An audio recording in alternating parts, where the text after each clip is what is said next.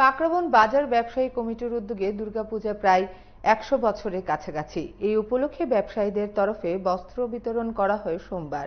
এদিন এলাকার দুস্থ মানুষদের হাতে বস্ত্র তুলে দেন ব্যবসায়ী প্রতিনিধিরা। সেখানে উপস্থিত ছিলেন পূজা কমিটির সভাপতি দীপক পোদ্দার, সম্পাদক প্রসেনজিৎ সাহা সহ আরো অনেকে। এই উপলক্ষে উপস্থিত সবার মধ্যে উৎসাহ উদ্দীপনা পরিলক্ষিত হয়। সংবাদ মাধ্যমকে প্রতিক্রিয়া দিতে গিয়ে কমিটির উদ্যোক্তারা এই বিষয়ে কি অভিমত ব্যক্ত করেছেন শুনুন। এই পূজাটা অনেক পুরাতন ঐতিহ্যবাহী পূজা। কাকরাবন বাজারে দীর্ঘদিন যাবৎ এই পূজাটা ছোট বড় সমস্ত ব্যবসায়ীরা মিলে করে আসছে।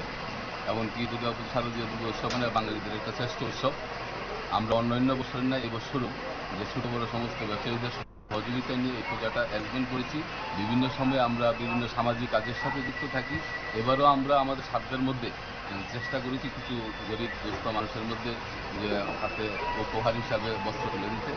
আমরা আগামী দিনে আরো বড় পরিকল্পনা আছে। আমরা চাইছি বাজারটাকে আবারও যে পূর্বের জায়গাতে নিয়ে যেতে, কারণ যারা বয়স্ক মানুষ আছে তাদের কথা অনুযায়ী এই কাকরাবন বাজারটা একসময় সারা ত্রিপুরার যে 10টা বাজারের মধ্যে একটা অন্যতম ছিল।